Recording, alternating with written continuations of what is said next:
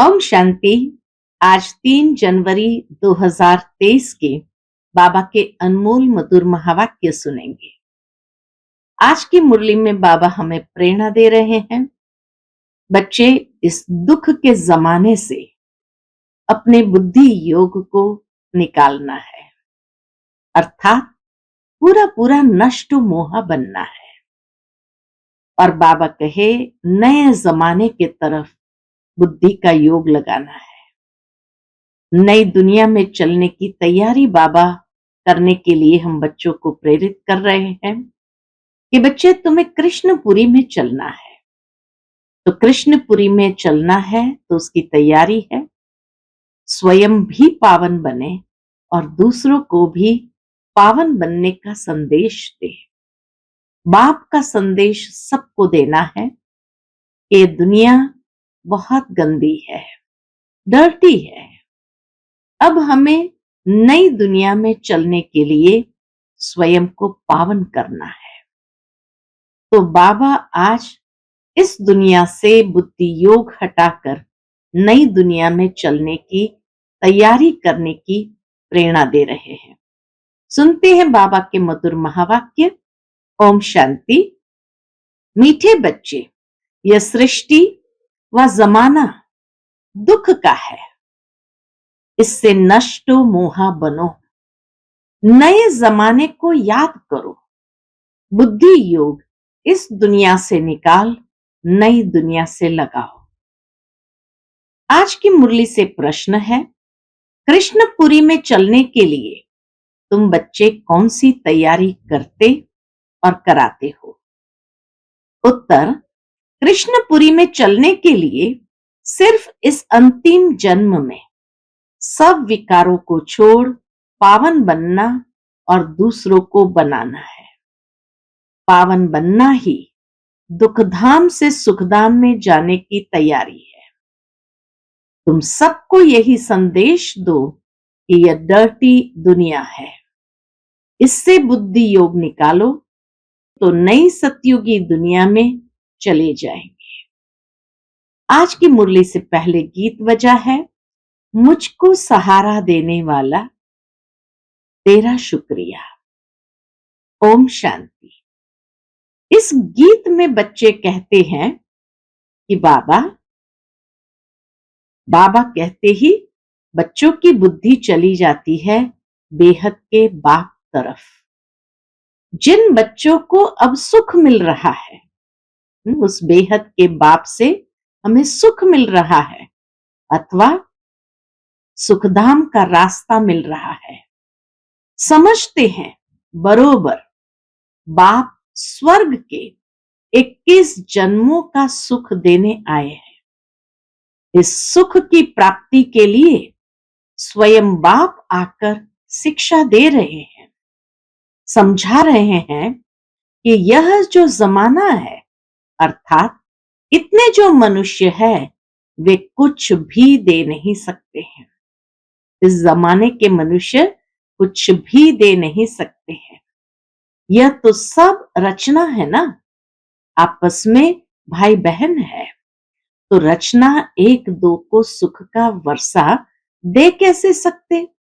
सुख का वर्षा देने वाला जरूर एक रचयिता बाप ही होगा। इस जमाने में ऐसा कोई मनुष्य नहीं जो किसको सुख दे सके। सुख दाता सदगति दाता है ही एक सतगुरु। अब सुख कौन सा मांगते हैं? बाबा कहे, अब सुख कौन सा मांगते हैं? यह तो सभी भूल गए हैं कि स्वर्ग में बहुत सुख थे और अभी नरक में दुख है। तो जरूर सभी बच्चों पर मालिक को ही तरस पड़ेगा। बहुत है जो सृष्टि के मालिक को मानते हैं, परंतु वह कौन है, उनसे क्या मिलता है, वह कुछ पता नहीं है।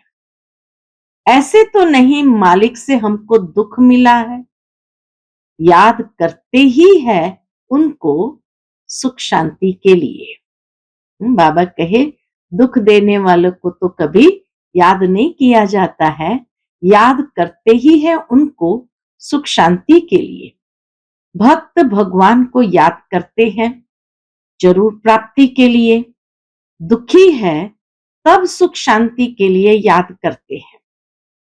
बेहद का सुख देने वाला एक है, बाकी हद का अल्पकाल सुख तो एक दो को देते ही रहते हैं।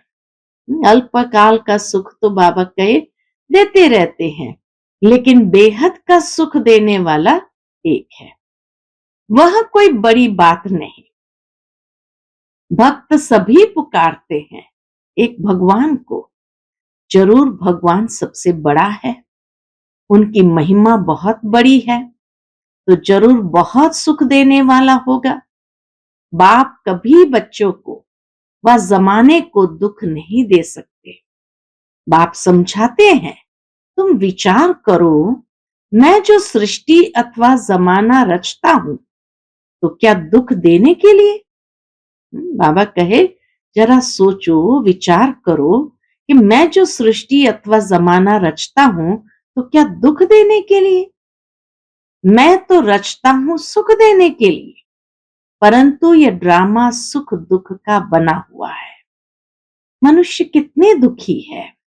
बाप समझाते हैं कि जब नया जमाना, नई सृष्टि होती है तो उसमें सुख होता है, दुख पुरानी सृष्टि में होता है। सब कुछ पुराना जर्जरीभूत हो जाता है। पहले जो मैं सृष्टि रचता हूं उसको सतो प्रधान कहा जाता है। बाबा जो सृष्टि रचते हैं वह सतो प्रधान है। उस समय सभी मनुष्य कितने सुखी रहते हैं।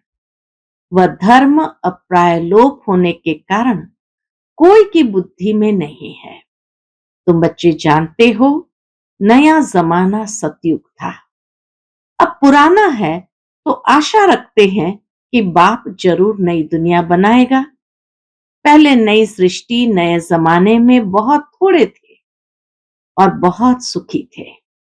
जिन सुखों का पारावार नहीं था, नाम ही कहते हैं स्वर्ग, वैकुंठ, नई दुनिया, तो जरूर उसमें नए मनुष्य होंगे। जरूर वह देवी देवताओं की राजधानी मैंने स्थापन की होगी। नहीं तो जब कलयुग में एक भी राजा नहीं, सब कंगाल है, फिर एकदम सतयुग में देवी देवताओं की राजाई कहां से आई? ये दुनिया बदली कैसे? परंतु सभी की बुद्धि इतनी मारी हुई है जो कुछ भी समझते नहीं है। बाप आकर बच्चों को समझाते हैं। मनुष्य मालिक पर दोष धरते हैं कि वही सुख दुख देते हैं, परंतु ईश्वर को तो याद ही करते हैं कि आकर हमको सुख शांति दो, स्वीट होम में ले चलो, फिर पाठ में तो जरूर भेजेंगे ना। कलयुग के बाद फिर सतयुग जरूर आना है। मनुष्य तो रावण की मत पर है, श्रेष्ठ मत तो है ही श्रीमत। बाप कहते हैं, मैं सहज राजयोग सिखाता हूं। मैं कोई गीता का श्लोक आदि नहीं गाता हूं जो तुम गाते हो। क्या बाप बैठ गीता सिखाएंगे? मैं तो सहज राजयोग सिखाता हूं। स्कूल में गीत कविताएं सुनाई जाती है क्या? स्कूल में तो पढ़ाया जाता है। बाप भी कहते हैं, तुम बच्चों को मैं पढ़ा रहा हूं, राजयोग सिखला रहा हूं। मेरे साथ और कोई का भी योग नहीं है, सब मेरे को भूले हुए हैं, सब बाबा को भूल गए हैं। ये भूलना भी ड्रामा में नूंद है। मैं आकर फिर याद दिलाता हूं, मैं तो तुम्हारा बाप हूं। मानते भी हो इनकॉर्पोरियल गॉड है, तो उनके तुम भी इनकॉर्पोरियल बच्चे हो, निराकार आत्माएं। तुम फिर यहां आते हो पाठ बजाने। सभी निराकार आत्माओं का निवास स्थान निराकारी दुनिया है, जो ऊंच ते ऊंच है। यह साकारी दुनिया, फिर आकारी दुनिया, और वह निराकारी दुनिया सबसे ऊपर तीसरे तबक्के पर है। बाप सन्मुख बैठ बच्चों को समझाते हैं। हम भी वहां के रहने वाले हैं। जब नई दुनिया थी तो वहां एक धर्म था जिसको हेवन कहा जाता है। बाप को कहा ही जाता है हेवनली गॉड फादर। कलयुग है कंसपुरी, सतयुग है कृष्णपुरी। तो पूछना चाहिए, अब तुम कृष्णपुरी चलेंगे? अगर तुम कृष्णपुरी चलना चाहते हो तो क्या करो? तो पवित्र बनो। जैसे हम तैयारी कर रहे हैं दुखधाम से सुखधाम में चलने की, ऐसे तुम भी करो। उसके लिए विकार जरूर छोड़ने पड़ेंगे। यह सबका अंतिम जन्म है। सभी को वापस जाना है। या तुम भूल गए हो? 5000 वर्ष पहले यह महाभारी लड़ाई नहीं लगी थी जिसमें सभी धर्म विनाश हुए थे और एक धर्म की स्थापना हुई थी। सतयुग में देवी देवताएं थे ना, कलयुग में नहीं है। अब तो रावण राज्य है, आसुरी मनुष्य है, उन्हों को फिर देवता बनाना पड़े तो उसके लिए आसुरी दुनिया में आना पड़े व दैवी दुनिया में आएंगे। बाबा कहे देवता बनाने के लिए आसुरी दुनिया में आना पड़े व दैवी दुनिया में आएंगे, वह दोनों के संगम पर आएंगे।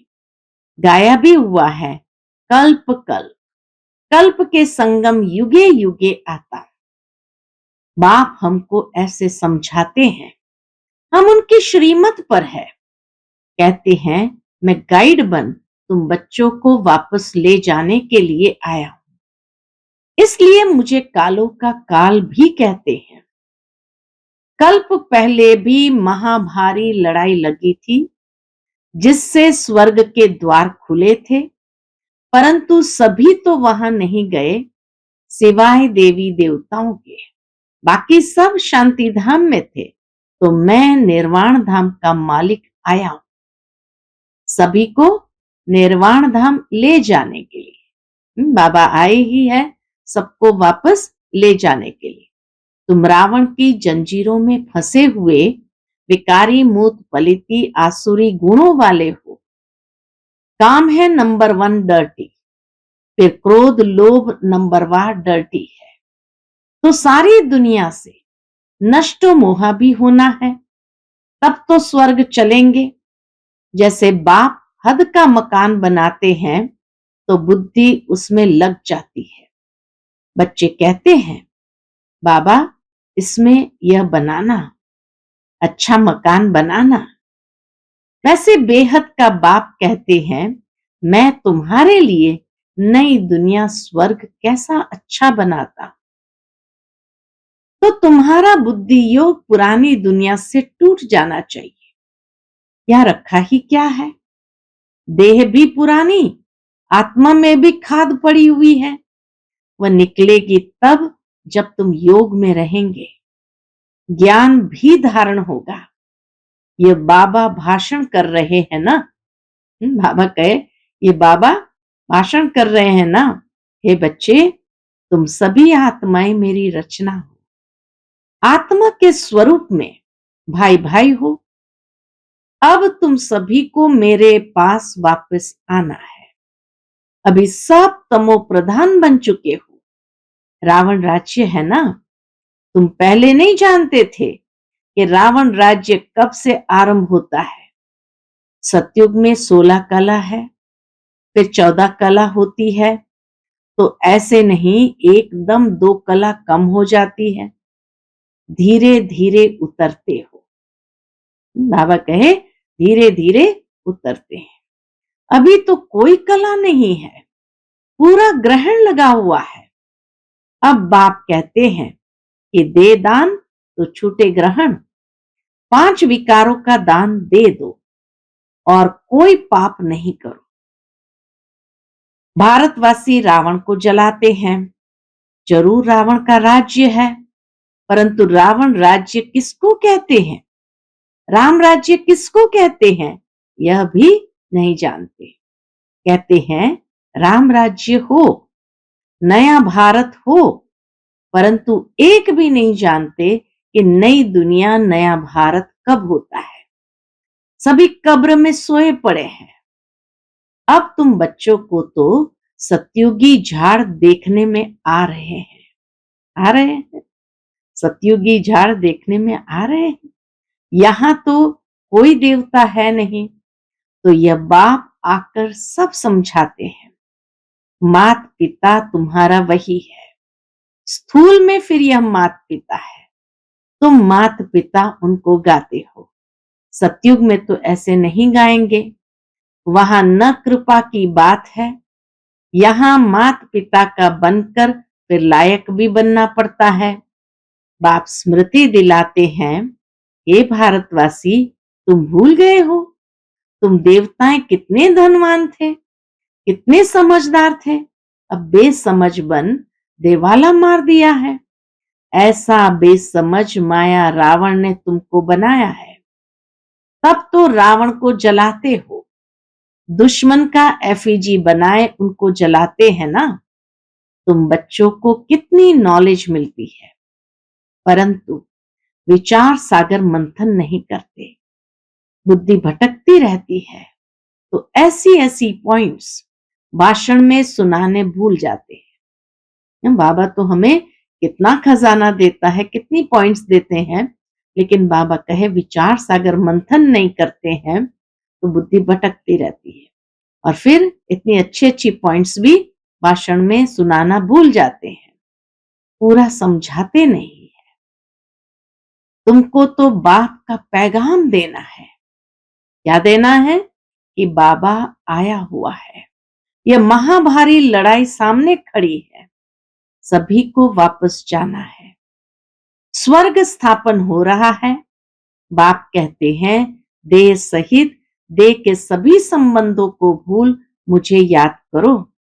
बाकी सिर्फ ऐसे नहीं कहना, बाकी सिर्फ ऐसे नहीं कहना है कि इस्लामी, बौद्धि आदि सब भाई भाई है।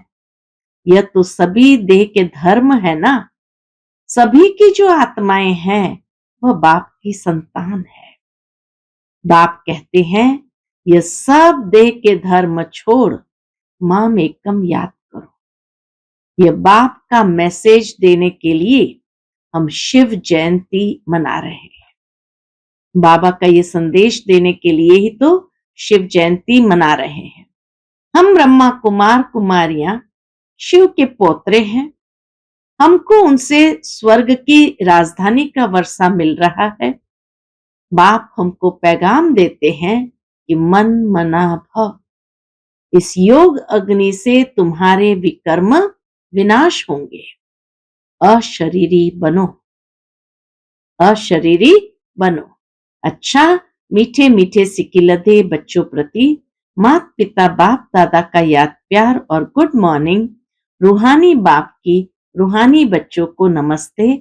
हम सब रूहानी बच्चों की रूहानी माता पिता बाप दादा को याद प्यार, गुड मॉर्निंग और नमस्ते नमस्ते।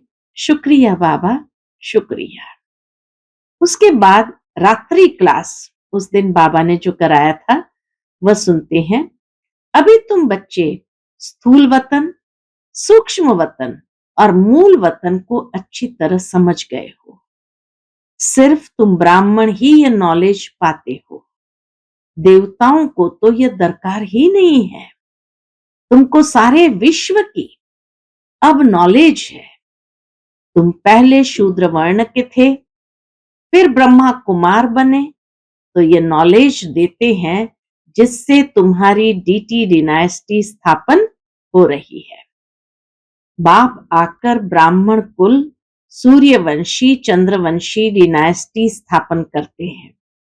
वह भी संगम पर स्थापना करते हैं।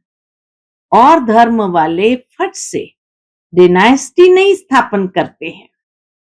उनको गुरु नहीं कहा जाता है, न सैल्वेशन देते हैं, सदगति में ले जाते हैं। तो बाबा कहे उन्हें गुरु नहीं कहा जाता। बाप ही आकर धर्म की स्थापना करते हैं। बाप कहते हैं अभी सिर पर फुरना है बाप की याद का, जिसे घड़ी घड़ी भूल जाते हैं। पुरुषार्थ कर धंधा आदि भी करते रहे और याद भी करे, और याद भी करते रहे हेल्दी बनने के लिए। बाप कमाई बड़ी जोर से कराते हैं, इसमें सभी कुछ भूलना पड़ता है। हम आत्मा जा रही है, प्रैक्टिस कराई जाती है। खाते हो तो क्या बाप को याद नहीं कर सकते हो? कपड़ा सिलाई करते हैं, बुद्धि योग बाप की याद में रहे। किचड़ा तो निकालना है। बाबा कहते शरीर निर्वाह लिए भल कोई काम करो।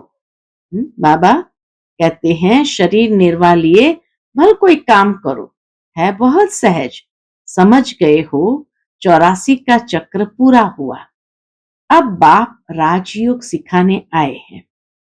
ये वर्ल्ड की हिस्ट्री ज्योग्राफी इस समय रिपीट होती है, कल्प पहले जैसे ही रिपीट हो रही है। रिपीटेशन का राज भी बाप ही समझाते हैं। वन गॉड वन रिलीजन भी कहते हैं ना, वहां ही शांति होगी। वह है अद्वैत राज्य। द्वैत माना आसुरी रावण राज्य। वह है देवता, यह है दैत्य। आसुरी राज्य और दैवी राज्य का भारत पर ही खेल बना हुआ है। भारत का आदि सनातन धर्म था, पवित्र प्रवृत्ति मार्ग था। फिर बाप आकर पवित्र प्रवृत्ति मार्ग बनाते हैं। हम सुदेवता थे, फिर कला कम होती गई, हम सो शूद्र डिनास्टी में आए। बाप पढ़ाते ऐसे हैं जैसे टीचर लोग पढ़ाते हैं। स्टूडेंट सुनते हैं। अच्छे स्टूडेंट पूरा ध्यान देते हैं, मिस नहीं करते हैं। ये पढ़ाई रेगुलर चाहिए। ऐसी गॉडली यूनिवर्सिटी में एब्सेंट होनी नहीं चाहिए। बाबा गुह्य गुह्य बातें सुनाते रहते हैं। अच्छा, गुड नाइट रूहानी बच्चों को नमस्ते। आज की मुरली से धारणा के लिए मुख्य सार।